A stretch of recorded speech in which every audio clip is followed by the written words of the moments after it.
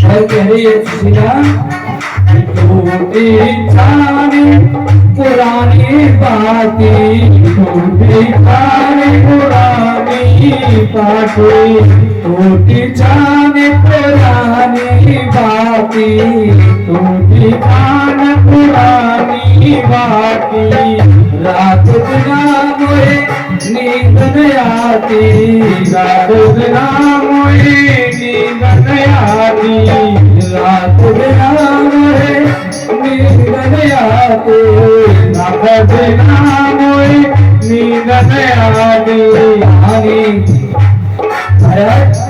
पानी पुकारे कोटे में गिरो के सोन सिरो के सोन मेरा जन्म बीत गयो कोटे में गिरो के सोन मेरा जन्म बीत गयो कोटे में गिरो के सोन मेरा के सोन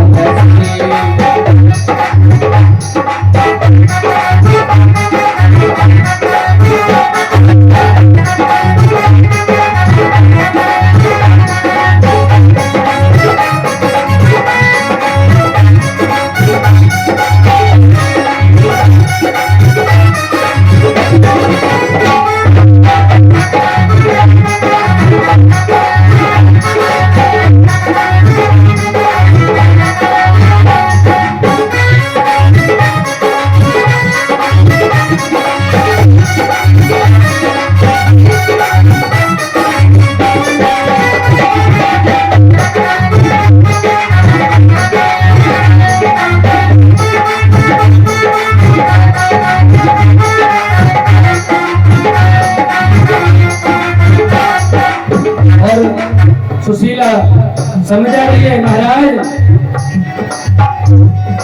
टूटो कयो खटोती टूटी टूटो कयो खटोती टूटी टूटो कयो खटोती टूटी टूटो कयो खटोती टूटी आए बिना मेरी किस्मत टूटी आए बिना मेरी किस्मत टूटी आए बिना मेरी किस्मत टूटी आए बिना मेरी किस्मत टूटी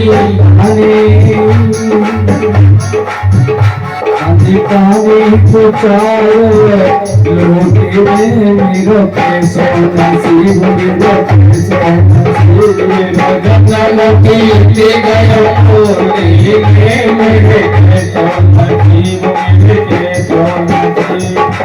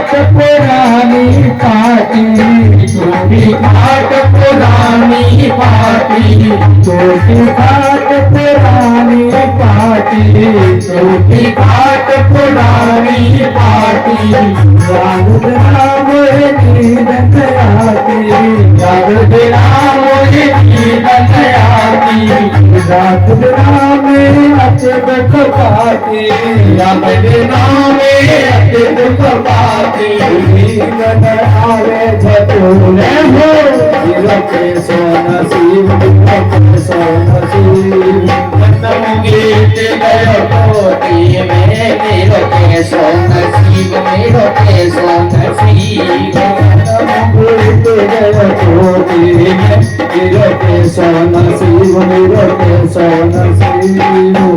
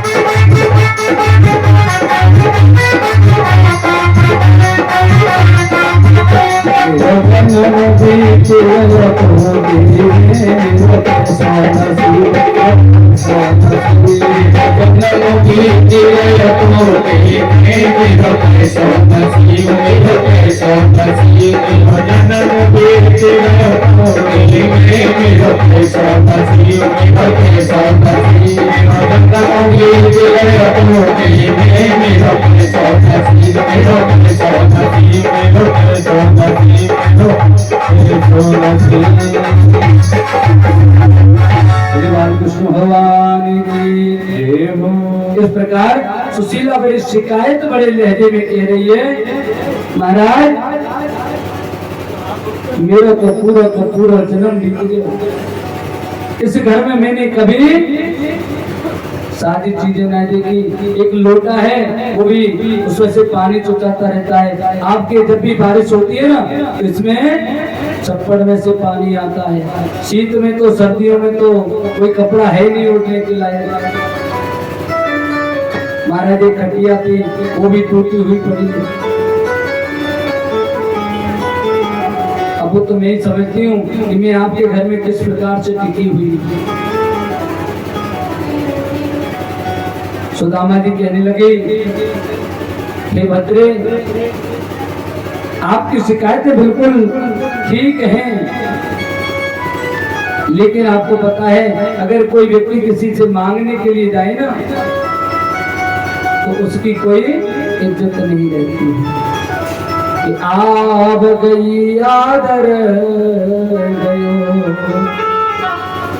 और नैन गयो सने, और ये तीनों तो वही गए जब ही कहा कछुए। जब देने के लिए कहा जाता है कि आप हमें कुछ दो, बस उसी समय समझ लो तुम्हारी इज्जत चली जाए।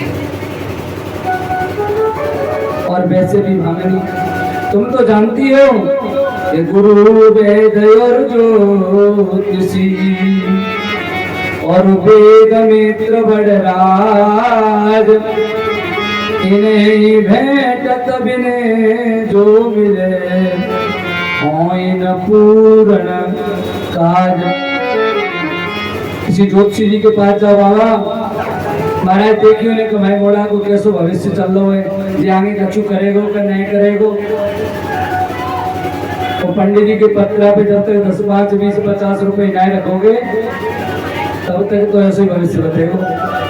हाँ ठीक है, सब बढ़िया होएगा, चिंता मत करो। और जैसे ही कुछ रख जाएगा भजन तो फिर फैन से होने लगेगा भजन। ऐसे ही डॉक्टर साहब हैं, अगर आपने सोच लिया तो अपने वाले डॉक्टर हैं, बिना फीस दिए कुछ भी दवाई तो वैसे लिख देगा कि बार बार वही चक्कर काटते रहना, अंत में आपको लगे यार दूसरे के पास चलो, इससे तो अच्छा है। बड़े राजा के पास में अगर आप जा रहे हो मिलने के लिए और वहाँ कुछ भेंट करने को नहीं है तो वहाँ मिलने की कोई गुंजाइश नहीं है, बाहर इंतजार करते रहे। गुरु के दरवाजे पर अगर जा रहे हैं तो वहाँ हमें कुछ न कुछ लेकर के अवश्य जाना चाहिए। और भामिनी तुझे तो पता है कि तेरे घर में तो एक मुट्ठी चावल भी नहीं है, तो क्या भेंट करेगी उस कन्हैया। तब सुशीला कहने लगी कि आप चिंता मत करो, अगर 2 मुट्ठी चावल की बात है तो चावल मैं ला देती हूँ मांग कर। दौड़ी दौड़ी गई पड़ोसियों के पास में और कहने लगी, अरे बहनाओ, आज हमारे पतिदेव मान गए हैं, वो कन्हैया के पास जा रहे हैं द्वारिका, आप हमें 1 मुट्ठी चावल दे दो। एक सखी कहने लगी, पिछली बार ले गई थी मांग के, अभी तक तो लौटाए ना है।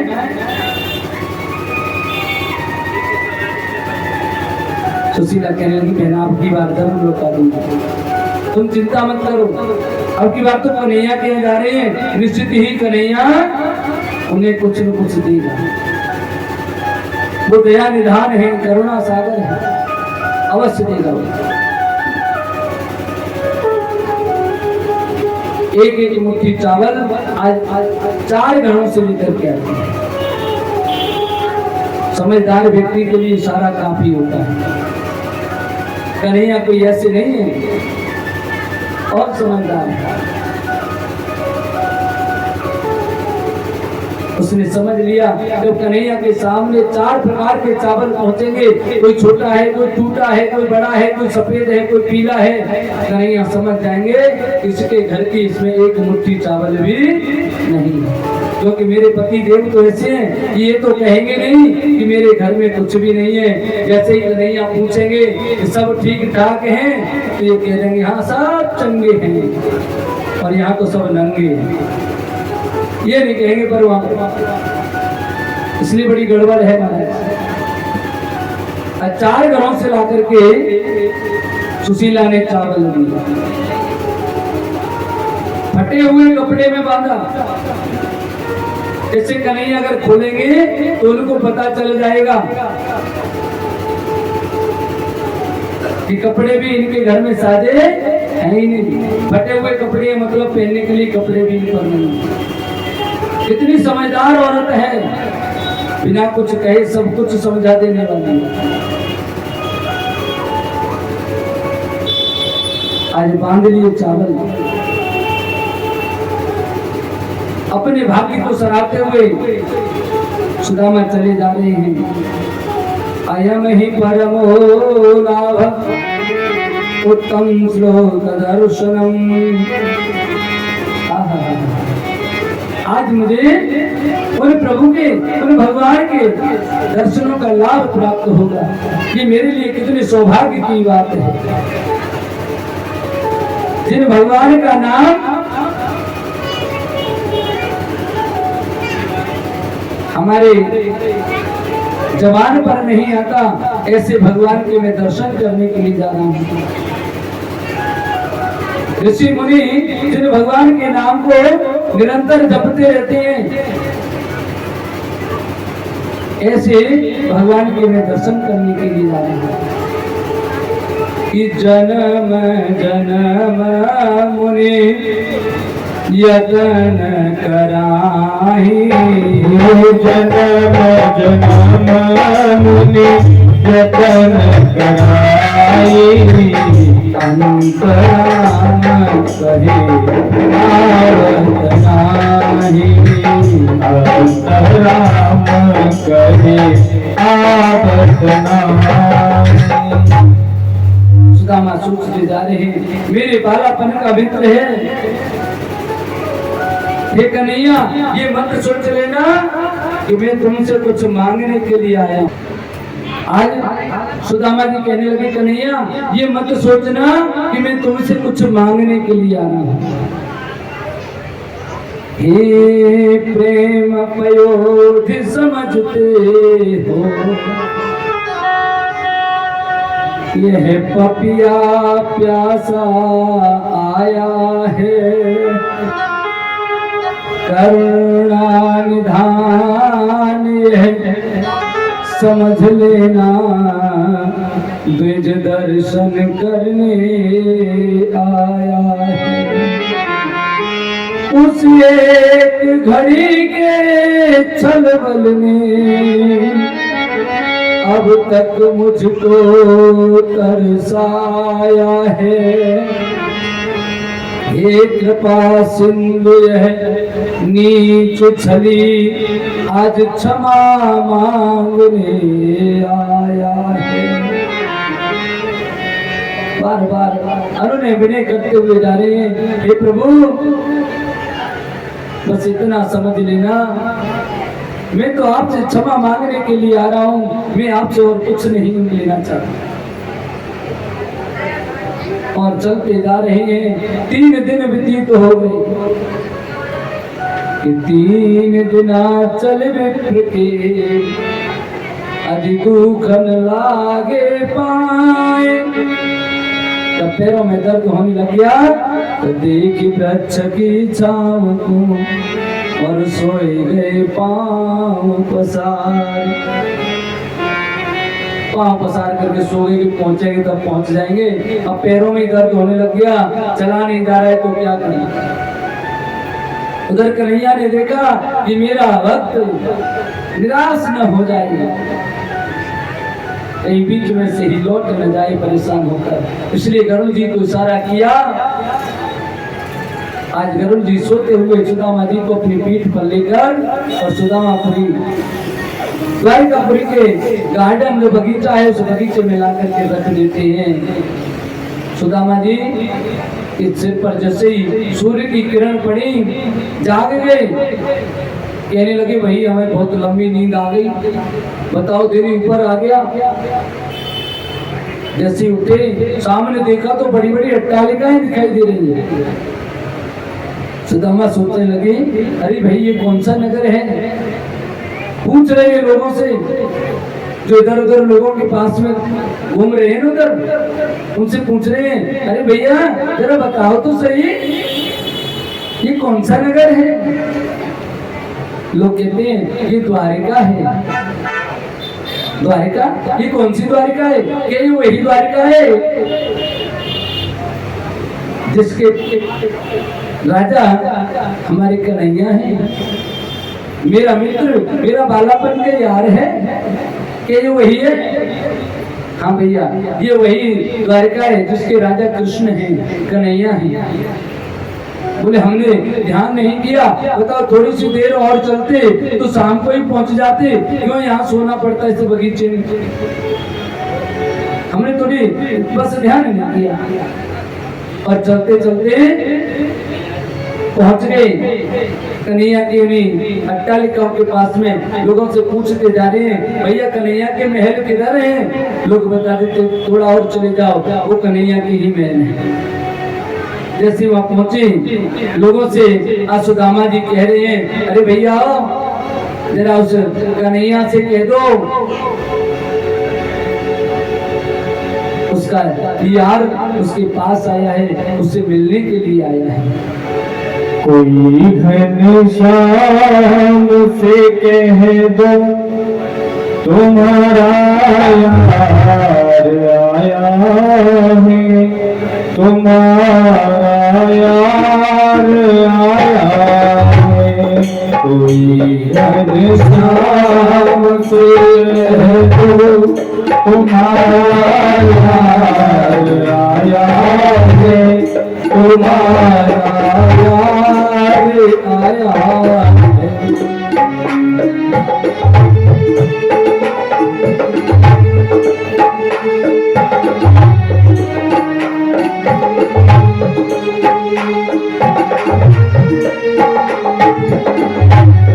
सुदामा नाम है मेरा सखा घनश्याम है मेरा। सुदामा नाम है मेरा सखा घनश्याम है मेरा। न घबराओ कहो जाकर दिया है द्वार पर दिया। न घबराओ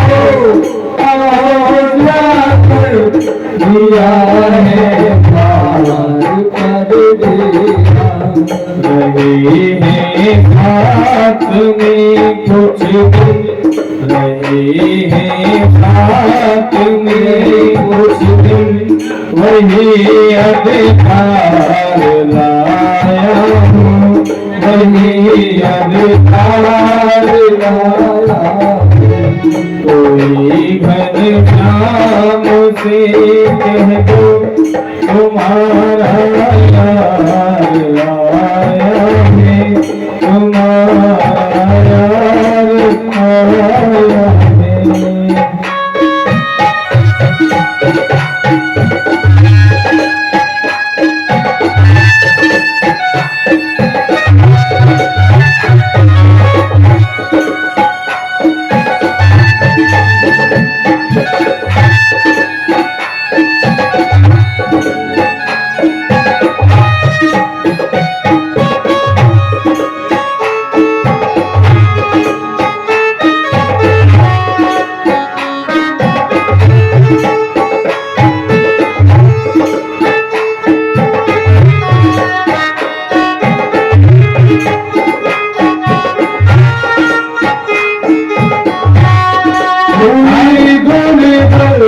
मेरी हालत पड़े हैं खामों में छाले हुई दरअसल, मेरी हालत पड़े हैं खामों में छाले। बिहारो कौन आया है, अरे ओ प्यार का वाले। बिहारो आया है, अरे वो प्यार का सहारा नाथ का भैया, सहारा नाथ का भैया। छोड़ संसार आया है, आया है। कोई घन श्याम से कह दो तुम्हारा यार आया है, तुम्हारा यार आया है।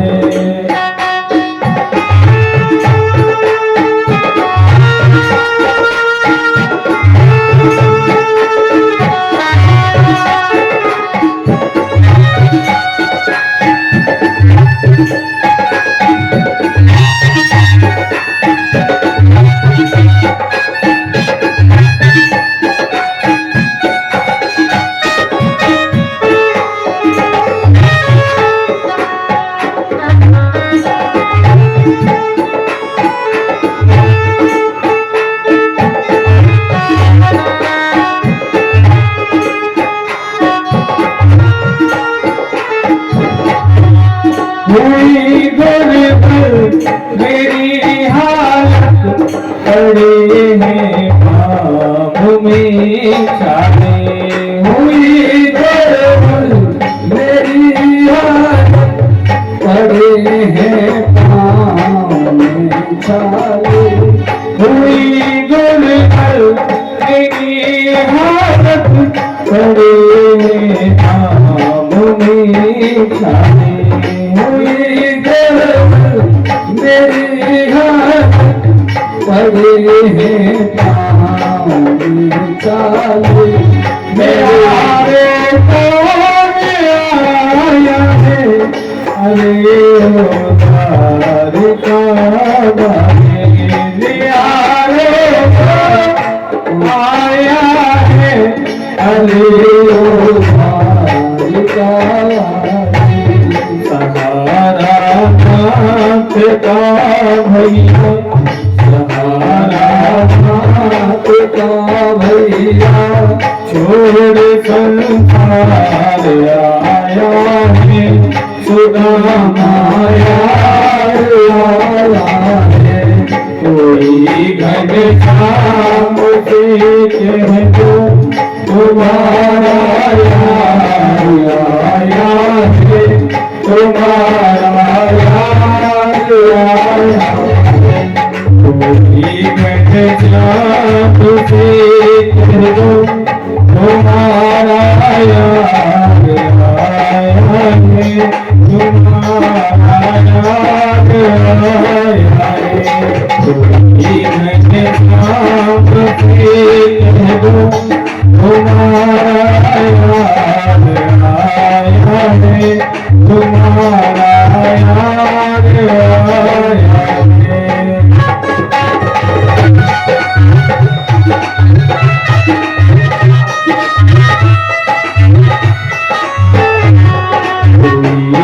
श्याम से कह दो तुम्हारा यार आया है, तुम्हारा यार आया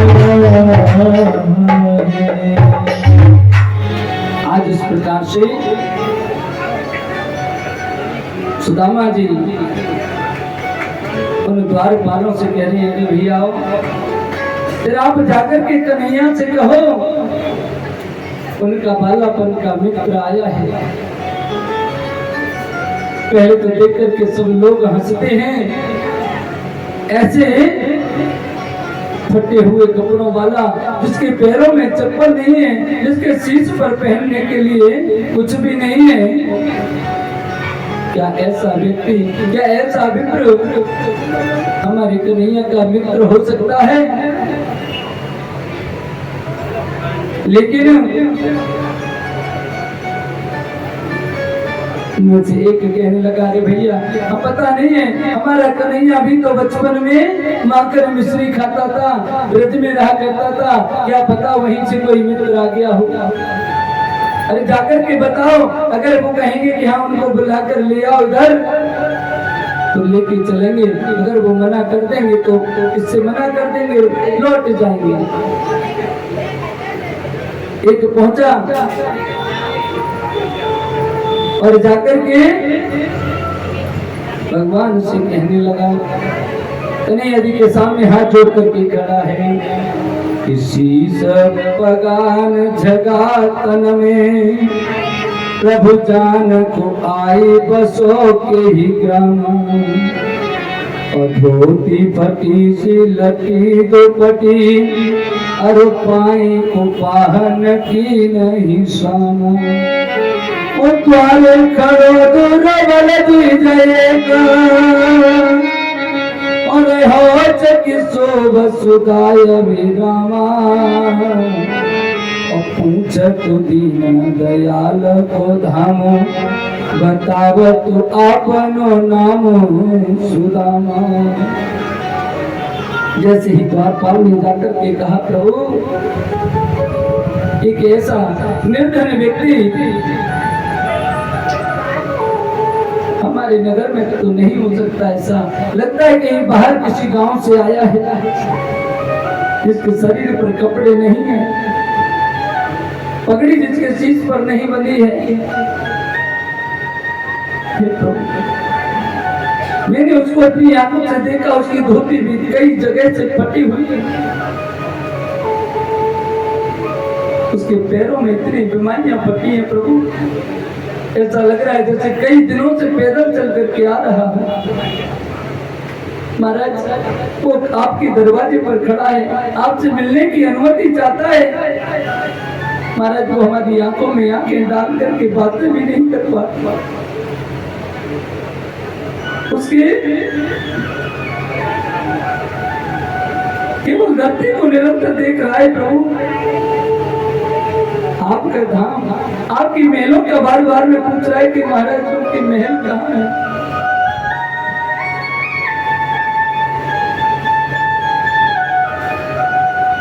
कन्हैया कहने लगी कि आपने उस विप्र का नाम पूछा, उसका नाम क्या है? कि नाथ एक बिछुक खड़ा और विप्र सुदामा नाम, मुझे बताया कुछ नहीं, कहता प्रभु से काम। महाराज मुझे तो कुछ काम बताया नहीं है, लेकिन उसने अपना नाम सुदामा बताया है। वो कह रहा है कि मुझे केवल कन्हैया से काम है। आपको अपना बालापन का मित्र बता रहे हैं। और जैसे ही कन्हैया ने नाम सुना,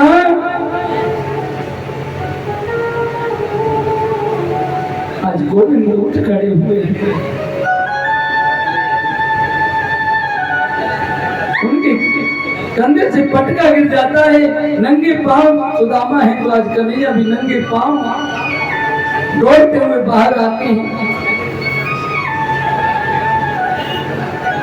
इधर सुदामा ने सोचा क्या पता है कन्हैया मुझे पहचाने न पहचाने, बहुत दिन हो गए हैं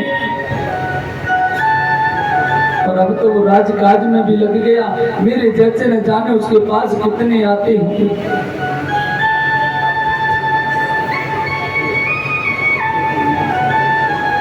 आज सुदामा पलट करके चलने लगे, पीछे से कन्हैया आते हैं, दौड़ करके आवाज लगाते आ रहे हैं, मित्र सुदामा, सुदामा, मेरे मित्र सुदामा, तुम कहाँ हो?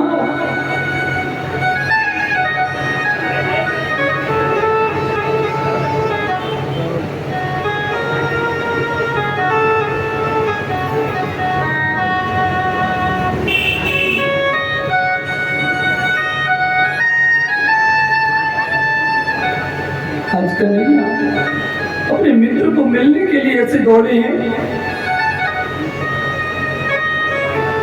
जैसे भरत जी के आगमन पर जैसे राम से लक्ष्मण ने कहा कि भैया भरत आपके चरणों में पड़े हैं, तो जैसे भरत का नाम सुना था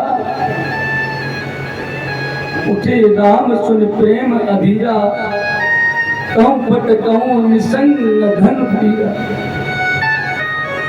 ऐसे कन्हैया की सारी पट पटका भी कहीं रह गया, पैरों में चप्पल नहीं है। सब लोग देख रहे हैं ऐसा कौन सा मेहमान आया, ऐसा कौन सा मित्र आया जिसके लिए कन्हैया अपना सब कुछ छोड़ के भाग रहे हैं। इसी प्रीत को देख करके दौड़ते हुए आए कन्हैया। सुदामा ने जैसे देखा कन्हैया मेरे लिए आवाज लगा रहा है, आज पलट गई है और जैसे ही दोनों ने एक दूसरे को सीने से लगाया, आंखों से अश्रुधारा बह रही है, कोई किसी से कुछ बोल नहीं पाते।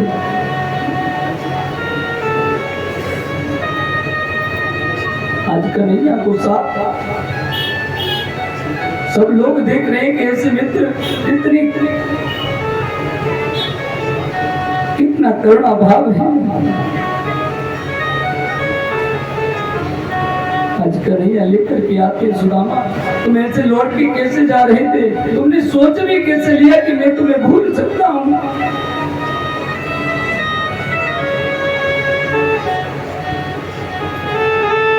सुदामा कहने लगी कन्हैया मुझे माफ कर दो, कन्हैया मुझे माफ कर दो, मैंने आपको समझने में बड़ी भूल कर दी। ला करके बिठा देते हैं, अपने सिंहासन पर बिठाते हैं और कन्हैया आज विप्र के चरणों को धोने लगे। धोने के लिए कहते हैं रुक्मणी जी जरा परात में पानी लेकर तो आओ। कि ऐसे हाल अभिमान सो पग कंटक जाल लगे पुनि जोए। आय महा दुख पायो सखा तुम आए इतैन किते दिन खोए। देख सुदामा की दीन दशा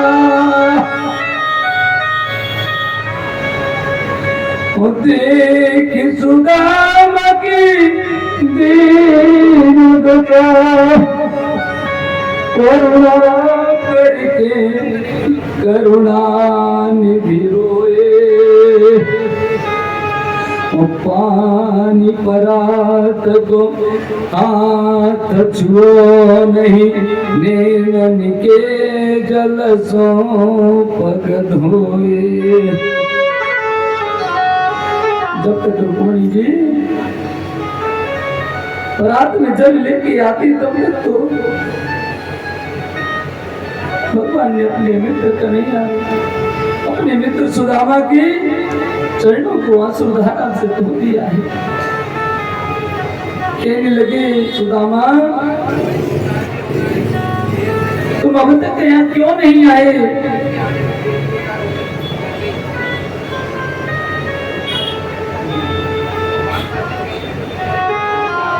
आपने ठीक नहीं किया, आप इतने कष्ट झेलते रहे, यहाँ तक आप पहले क्यों नहीं आई? सुदामा कहने लगी मित्र मुझे नहीं मालूम था कि तुम्हें अभी भी मेरी याद है। मैं तो सोच रहा था शायद तुम मुझे भूल गए होंगे। अब तो कन्हैया ने कहा मेरे मित्र आप स्नान कर लें, उसके बाद हम प्रसादी पाएंगे। आज सुदामा स्नान कर लेते हैं, नहा धो करके आ जाते हैं, वस्त्र दे दिए जाते हैं, नए वस्त्र पहन लिए,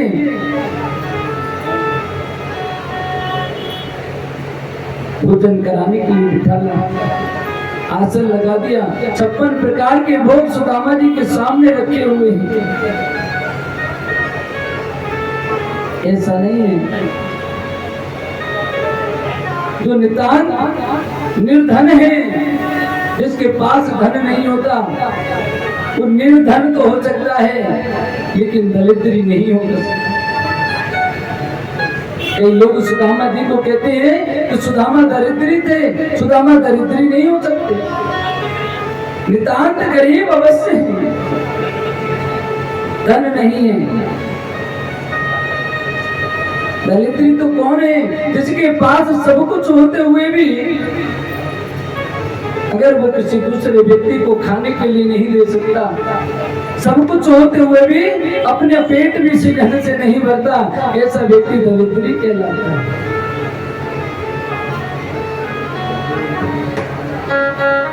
सुदामा 3 दिन से चल कर के आए, भूखे प्यासे हैं, लेकिन ऐसा नहीं है कि उनके सामने 56 प्रकार के भोग रख दिए तो यहीं टूट पड़े हैं। कहने लगी कन्हैया तुम्हें भी मेरे साथ बैठ के भोजन करना पड़ेगा। कन्हैया कहने लगे देखो हमने तो अभी अभी करके तो फ्री हुए थे, हमारा भोग लग चुका है पहले, अब आप पाओ। कहने लगी जब आप नहीं पाओगे तो हम भी नहीं पाएंगे। कन्हैया कहने लगे ठीक है हम पालेंगे। सुदामा कहने लगे देखो लाला कन्हैया तू तो जाने हैं मेरे आजकल का है ना, तो डॉक्टरों ने मुझे थोड़ी बीमारी हो रही है, डॉक्टरों ने मुझे परहेज बताया है, मैं चिकनो चुपड़ो नहीं खाऊं। तेरे को तो माखन मिश्री खाने की आदत है, मैं चिकनो चुपड़ो चिकनो नहीं खाऊं, बस 2 रोटी खाऊं और वो भी नमक से खाऊं। कन्हैया कहने लगे सुदामा वो तो हम जानते हैं, आप चिकना चुपड़ा क्यों नहीं खाते ये तो हम जानते हैं।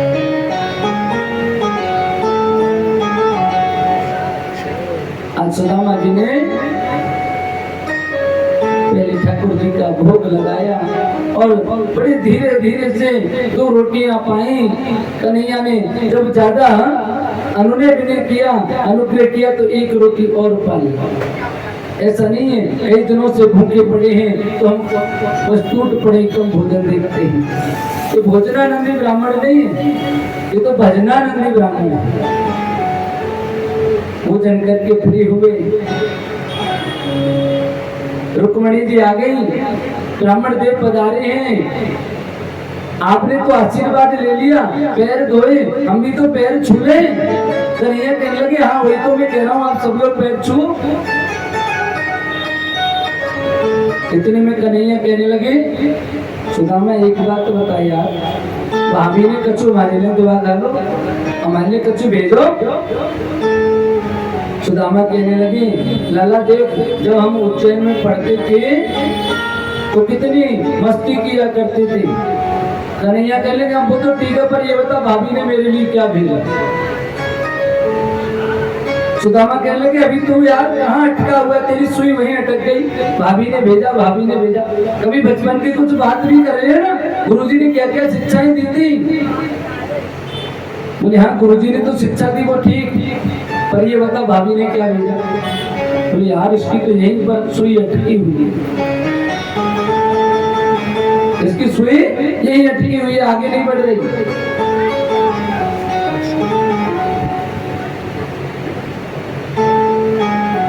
कन्हैया कहने लगे अच्छा एक बात तो बताते। बोले क्या?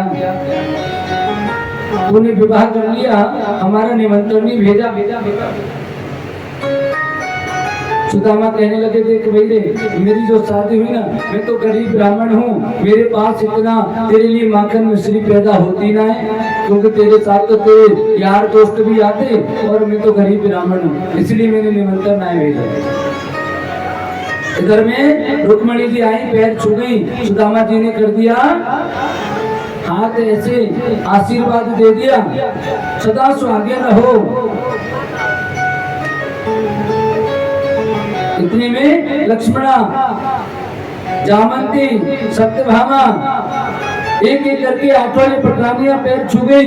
उसके बाद नंबर लग गया 100 में से, तो 100 बार 108 बार तो सुदामा ऐसे हाथ करते रहे, सदा सुहागिन रहो, सदा सुहागिन रहो, सदा सुहागिन रहो। अब 108 बार ऐसे हाथ करते करते सुदामा जी का हाथ दुखने लगा। सुदामा पूछने लगे क्यों रे कन्हैया, ये सब तेरी है? कन्हैया कहने लगा हाँ सब अपनी है। तो बोले अभी कितनी रह गई है? बोले अभी तो 108 हुई है, 16,000 और रह गई है। बोले भैया देख कैसा है, ये आशीर्वाद देने में हमारी तो रात कट जाएगी, हाथ तो शायद ऊपर उठाई जाए। अब एक काम कर, तू ही सामने आ जा, सदा सुहागिन रहे मतलब तू जिंदा रहेगा तो सब सुहागिन, इसलिए तू आ जा सामने, हम तेरे कोई वरदान दे देते हैं कि तू चिर यौवन रहे और सब अपने आप ही सुहागिन हो जाए। और दारी की एक बात तो बता, मैंने तो एक शादी करी जहाँ मैं तेरे को नहीं बुलाए पायो, तेने मुझे बुलानो दे दो। दारी के तेने इतनी सारी शादी कर ली, एक आदमी तेने बुलायो का? कन्हैया कहने लगे सुन ले भाई,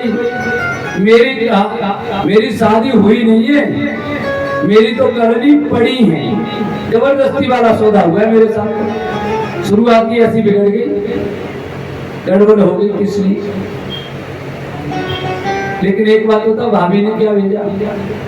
बोले अभी नहीं भूलो, भाभी ने क्या भेजा, भाभी ने क्या भेजा? कन्हैया कहने लगे कि आगे चना गुरु माता दिए, तुम सो लिए चाबी हमें नहीं दीने, और चोरी की बानी अजौन तजी, तुम चोरी की बान में आज प्रवीणे। गुरु माता ने जब चने दिए थे तुम्हें अकेले ने, तुमने वो चने चबा लिए थे, मुझे नहीं दिए थे, तब तुमने चोरी की। और मुझे लग रहा है तुम आज मेरी भाभी ने मेरे लिए कुछ भेजा है, तुम उसे भी मुझे नहीं दे रहे हो, तुम चोरी करने में बड़े प्रवीण हो।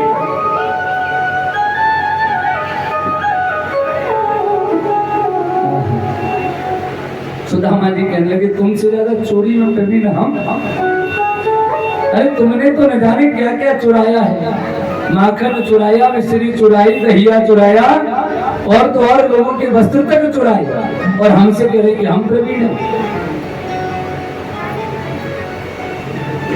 आज कन्हैया को जैसे ही दिखाई दे गया कि सुदामा की कांख में एक फटे हुए कपड़े में कुछ लगाए, खींच लेते हैं, और उसको खींच करके जैसे ही खोला, खोलने के बाद कन्हैया ने और एक मुट्ठी उसमें से चावल भरे, जैसे चावल भरे और उसका पहला फंका लगा दिया, दूसरी मुट्ठी भरी, दूसरा फंका लगाया, और जैसे ही तीसरी मुट्ठी भर के मुंह की ओर ले जाने लगे, बस उसी समय पे कि हाथ गयो प्रभु को कमला, कहे ना नाथ कहा तुमने चितधारी, और तंदुल खाए मुट्ठी दोइली ने, कियो यह दीन द्वैलोक बिहारी। और खाए मुट्ठी तीसरी अवनाथ, और कहा निजवास किया विचारी, और कहीं आप समान कियो प्रभु, चाहत आप ही हो न भिखारी। हे प्रभु एक बात बताओ, आपने 2 मुट्ठी चावल खा करके इनको 2 लोक का राज दे दिया, अगर ये तीसरी मुट्ठी भी खा लोगे तो 3 लोगों का राज इन्हें दे दोगे। इनके पास तो एक ही पत्नी है, लेकिन आपके पास तो 16,108 हैं, जिन्हें कहाँ रखोगे। कन्हैया कहने लगे कि हम तो भक्तों के हृदय में वास करेंगे।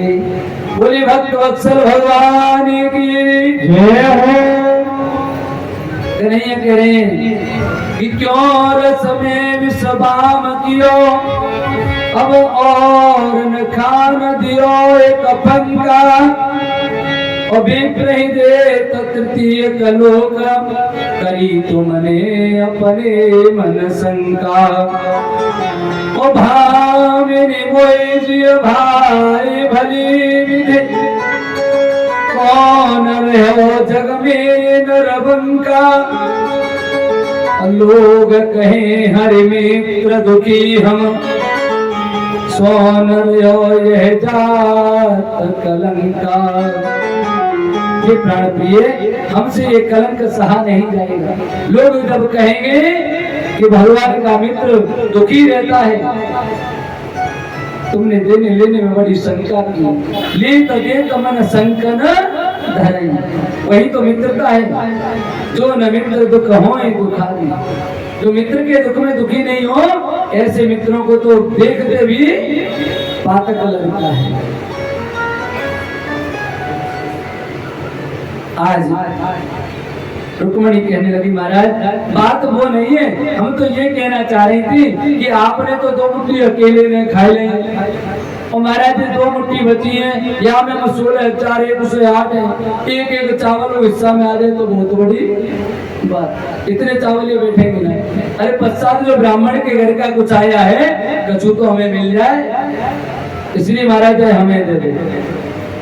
सुदामा जी हंस रहे हैं, देखो कितना हमारा सम्मान कर रहे हैं। और जो व्यक्ति इतना सम्मान कर रहा है, वो तो कल जब हम विदा होंगे बहुत सारा माल देगा। लेकिन यहाँ तो बड़ी गड़बड़ हो रही। सुबह हुई, सज्जनों केवल सुदामा जी एक रात्रि भर द्वारिका में रुके हैं। सुबह होते से कहने लगे, अरे वो कन्हैया, वो लाला, अब तो हमें जानो है रे। बोले क्यों? 4 से 8 दिन रहो। बोले हम तो यहाँ रह लेंगे, और वहाँ तेरी जो भाभी है ना, तेरे छोटे छोटे जो बच्चे हैं, वो सब बेचारे भूखे मर जाएंगे, तड़पेंगे, हम ऐसे उनको देख नहीं सकते। तू तो अपनी पत्नियों के साथ तो मस्त रह रहा है, हमें भी तो घर जाना है। तो कन्हैया कहने लगे चलो तुम्हें विदा करते।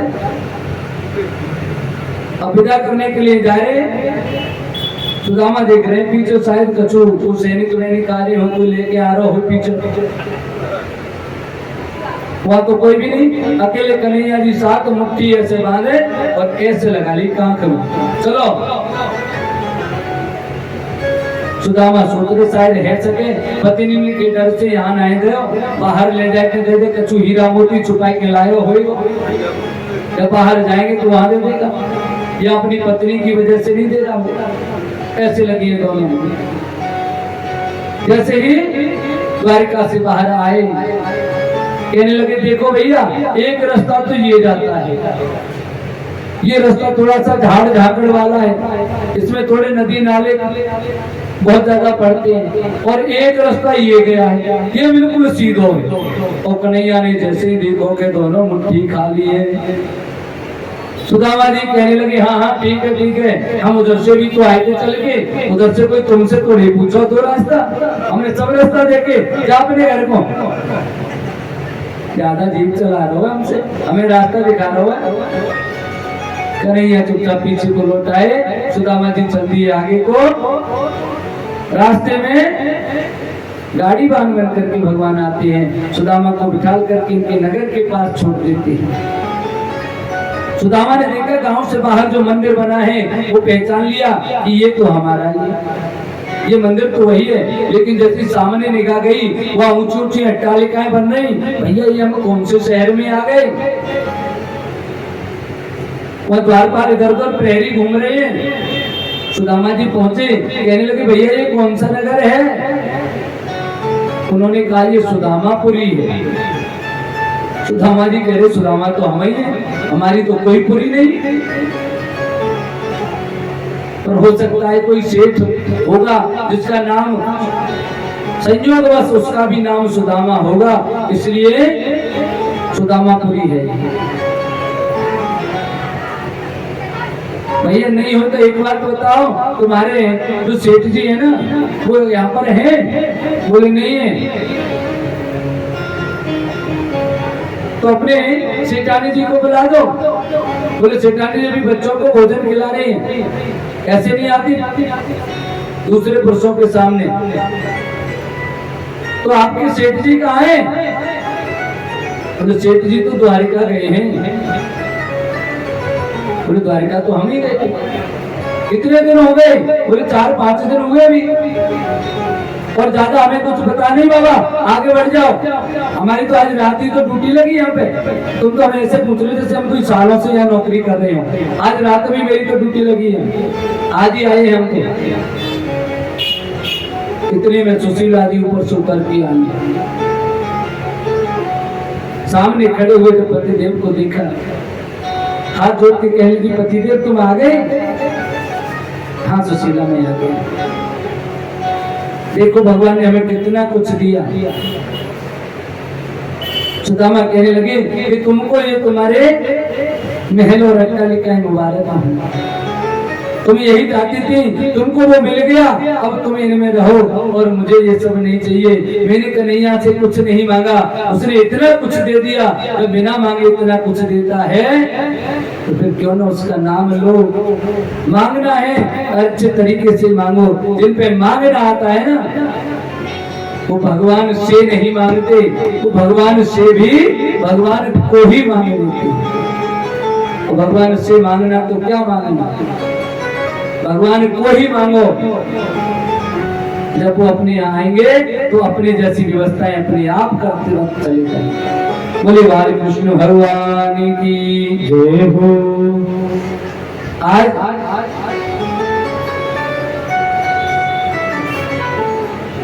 श्री सुखदेव जी महाराज कह रहे हैं कि हे राजन, भगवान एक दिन ऐसे ही बैठे हैं, उनके पास उनकी मैया आई देवकी, कहने लगे हे वासुदेव, हे कन्हैया, मैं आप दोनों का अभिनंदन करती हूँ, बलराम और कन्हैया का। कृष्ण कृष्ण महायोगिन शंकर सुन सनातन जाने वामस्येत साक्षात प्रधान पुरुषो परो। मैं जानती हूँ कि आप साक्षात परम ब्रह्म हैं। कन्हैया कहने लगे मैया आप हमें भगवान क्यों बना रही हो, आप क्या चाहती हो बताओ। तो देवकी कहने लगी तथा में कुरुतम कामम युवाम योगेश्वरेश्वर भोजराज हतानि पुत्रान कामये दुष्ट मायतान। उस कंस ने आपके जन भाइयों को मारा,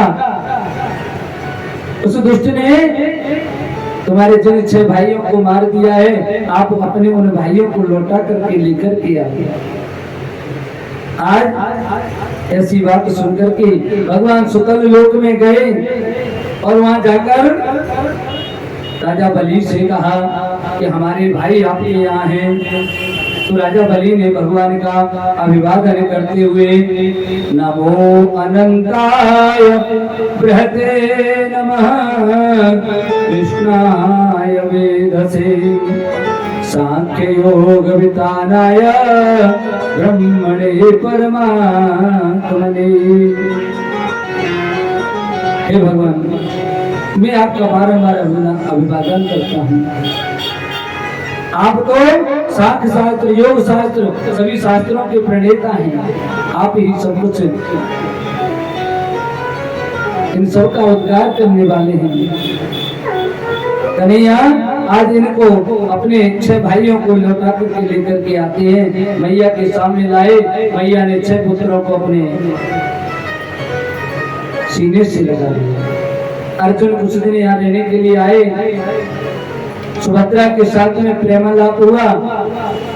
सुभद्रा और अर्जुन दोनों को सलाह देते हैं। सुभद्रा रथ पर बिठा करके अर्जुन को ले जाती है। बलराम जी कहते हैं कि जिसने हमारी बहन का अपहरण किया उसको मार देंगे। कन्हैया कहने लगे बिल्कुल, बताओ रथ कौन चला रहा था? बोले रथ तो सुभद्रा चला रही थी। कहने लगे देखो तुम्हारी बहन ने हमारे मित्र का हरण किया। सुभद्रा दाऊ जी की सगी बहन है, रोहिणी मैया से उत्पन्न है। इसलिए कहा कि आपकी बहन ने हमारे मित्र का हरण किया, हमारे मित्र ने आपकी बहन का हरण नहीं किया। इन दोनों की शादी हो जाती है। इस प्रकार से एक बार शंकर भगवान और विष्णु भगवान से कहने लगे कि भगवान आपने जो मोहिनी रूप धारण किया था, कृपया करके आप उसके दर्शन मुझे एक बार करा दो। भगवान कहने लगे आप रहने दो, गड़बड़ हो जाएगी। अच्छे अच्छे लोग मोहित हो जाते हैं क्योंकि उस रूप का नाम ही है मोहिनी अवतार। शंकर भगवान कहने लगे नहीं होंगे, क्योंकि हमको तो पता है ना आप भगवान, हम आपसे मोहित क्यों होंगे। भगवान कहने लगे समय आने पर हम आपको उसके भी दर्शन करा देंगे। भस्मासुर नाम का राक्षस है और भगवान का बड़ा भक्त है। भोलेनाथ का वरदान लेता है, भगवान जिस पर भी मैं हाथ रखूं और भस्म भस्म भस्म ऐसा कह दूं वो भस्म हो जाए। शंकर भगवान ने कह दिया तथास्तु, ऐसा ही हो। अब ऐसो को जन्मो जग माही और प्रभुता पाई ताहि मदनाही। भस्मासुर को अभिमान हो गया शंकर भगवान पर ही। पहले बोले यहीं से अजमा लो ये वरदान काम करेगा या नहीं करेगा। शंकर भगवान के पीछे पीछे दौड़ते हुए चले जा रहे हैं और शंकर भगवान आगे आगे दौड़ रहे हैं। विष्णु भगवान से अपने को बचाने के लिए और प्रार्थना कर रहे हैं कि दीन दयाल बिरदो संभारी, दीन दयाल बिरदो संभारी, हरहु नाथ मम संकट भारी, हरहु नाथ मम संकट भारी। दीन दयाल बिरदो संभारी, दीन दयाल बिरदो संभारी, हरहु नाथ मम संकट भारी, हरहु नाथ मम संकट भारी। और जैसे ही भगवान को याद किया, भगवान सुंदर वही मोहिनी रूप धारण करके आ गए और कहने लगे हे भस्मासुर तुम इस के पीछे क्यों दौड़ रहे हो? देखो ये कैसी भस्म लगाए फिरता है, कपड़े भी नहीं पहनता, ऐसे व्यक्ति के पीछे तुम घूम रहे हो, क्या बात है? मेरी जैसी सुंदर स्त्री को छोड़ के वो पार्वती कहाँ लगती है जिसके लिए आप इतने देखा? हाँ पार्वती तो उसके सामने कुछ नहीं। तो क्या आप मेरे साथ विवाह करोगी? बोले हाँ कर तो नहीं, लेकिन मेरा एक प्रण है। बोले क्या? कि जो भी मेरे जैसा नृत्य करके दिखा देगा, जो कोई मेरे जैसा नृत्य मेरे साथ करके दिखा दे या मुझे कोई नृत्य में हरा दे तो मैं उसके साथ शादी कर सकती हूँ। बोले ये कोई बड़ी बात नहीं है, हमारे गुरु तो नटराज हैं, शंकर भगवान हमारे गुरु हैं, वो नटराज हैं, क्यों नहीं? निश्चित रूप से हम आपके साथ नृत्य करेंगे। अब तो नृत्य करना प्रारंभ किया और जैसे ही नृत्य कर रहे हैं तो ऊपर एक हाथ रख लो, भगवान ने एक हाथ कमर पे रख लो, ऐसे उसने भी रखा और भगवान ने तुरंत ही बोल दिया कहो भस्म भस्म भस्म, और वो ये भूल गया, ऐसा कहते से ही भस्म हो जाते हैं। ऊपर हाथ रखा है और जैसे ही 3 बार कहा कि भस्म भस्म, तीसरी बार में तो हो गया भस्म। बोले मोहिनी भगवान की। भगवान तो अपने भक्तों को किसी न किसी प्रकार से दर्शन देते रहते हैं, उन सबका भगवान आदर करते हैं। अंत में भगवान श्री कृष्ण उद्धव को संदेश देते हैं कि मया निष्पादितम यत्र देव कार्यम शेषतः यदमर्थम तेजो स मनसेन ब्रह्मणार्थित। हे उद्धव जी, पृथ्वी पर देवताओं को जो कर्म कार्य करना था अब मैं उसको पूरा कर चुका हूँ, इसलिए अब मैं ब्रह्मा जी की प्रार्थना पर अब मैं और ये धराधाम छोड़ करके जाऊंगा। कुलम्बे साप निर्दग्ध, श्राप के कारण जो हमारा कुल बहुत ज्यादा बढ़ गया है ये सब एक दिन नष्ट हो जाएगा। कैसे होगा? समुद्र सत्य रह देता पूरी चपला स्थिति। मेरे कुल के यदु कुल के जितने भी हमारे जो पुत्र पौत्रादि हैं ये सब आपस में लड़ेंगे और समुद्र के किनारे पर ये सब नष्ट हो जाएंगे और ये जो द्वारिकापुरी है ये भी समुद्र में डूब जाएगी, प्लावित हो जाएगी। तब उद्धव जी कहने लगे कि हे भगवान, आप तो चले जाओगे तो इस पृथ्वी के लोगों का कैसे उद्धार होगा? तो भगवान ने कहा कि आप चिंता मत करो, मैं अपने आप को श्रीमद् भागवत महापुराण में जो कि मेरी भावमयी मूर्ति है मैं इसमें प्रतिष्ठित कर दूंगा। जो भी लोग इसका सही ढंग से नियम पूर्वक पालन करेंगे निश्चित रूप से वो व्यक्ति मेरे धाम को प्राप्त हो जाएंगे। बोले बाल कृष्ण भगवान की जय, भागवत महापुराण की जय। इस प्रकार से सुखदेव जी महाराज और महाराज परीक्षित को ज्ञान देते हैं कि हे परीक्षित, आप जिस देह को ये सोच रहे हैं कि ये शरीर मेरा है, ये मर जाएगा, मैं मरा, मरता है शरीर, आत्मा नहीं मरती है। आत्मा न तो मर सकती है और ना ही आत्मा जन्म लेती है। ये केवल ये शरीर है ना, इसके केवल कपड़े जैसे हम बदलते हैं वैसे केवल ये शरीर बदलती है। इसलिए आप ये मत सोचो कि हम मर जाएंगे, मैं नहीं मर रहा हूं, आप चिंता मत करो। आपका कोई कुछ नहीं बिगाड़ सकता, इस आत्मा का कोई कुछ नहीं बिगाड़ सकता है, केवल शरीर नश्वर है और इसे तो एक दिन जाना ही जाना है। इसलिए आप टेंशन मत लीजिए। ऐसा कह करके उन्होंने कह दिया जपरनाम ब्रह्म, ईश्वर का नाम जप करना, केवल नाम जप में ही भगवान की प्राप्ति हो सकती है। इसीलिए केवल भगवान के नाम का संकीर्तन करो तो निश्चित रूप से हमको भगवान की प्राप्ति हो जाती है। त्वं तो राजन मरिष्यति पशुबुद्धि विवाजहि न जात प्रागभूतो देवत्वं ननंगसे। हे राजन, मैं मर जाऊंगा ये डर मत करना, ये अंतिम संदेश है। न भविष्यति भूत्वं त्वं पुत्र पौत्रादि रूपवान।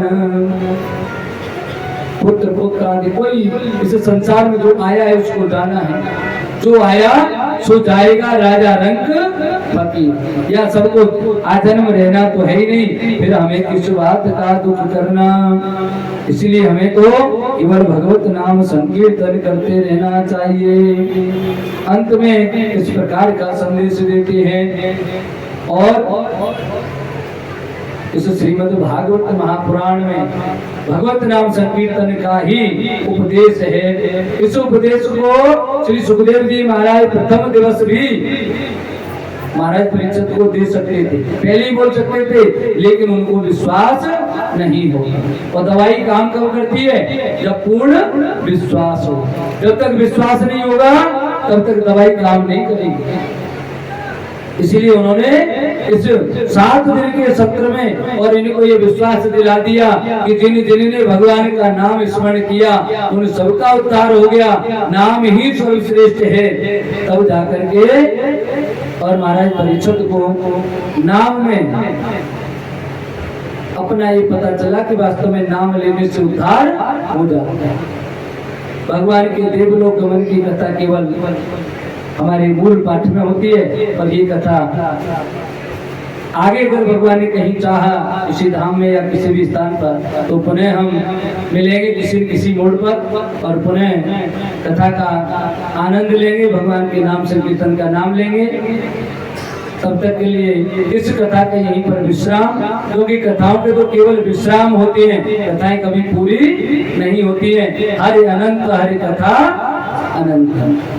श्री कृष्ण गोविंद हरे मुरारी, हे नाथ नारायण वासुदेवा। श्री कृष्ण गोविंद हरे मुरारी, हे नाथ नारायण वासुदेवा। हे नाथ नारायण वासुदेवा, हे नाथ नारायण वासुदेवा। हे नाथ नारायण वासुदेवा, हे नाथ नारायण वासुदेवा। हे नाथ नारायण वासुदेवा। श्री कृष्ण गोविंद हरे मुरारी, हे नाथ नारायण वासुदेवा। और अब हम सुखदेव जी महाराज, उन्होंने महाराज परीक्षित को कथा सुनाई 7 दिन। ऐसे सुखदेव जी महाराज की विदाई करेंगे, पूजन करेंगे उनका। ओ हरि की कथा सुनाने वाले, हरि का भजन सुनाने वाले, तुमको लाखों प्रणाम, तुमको लाखों प्रणाम। हरि की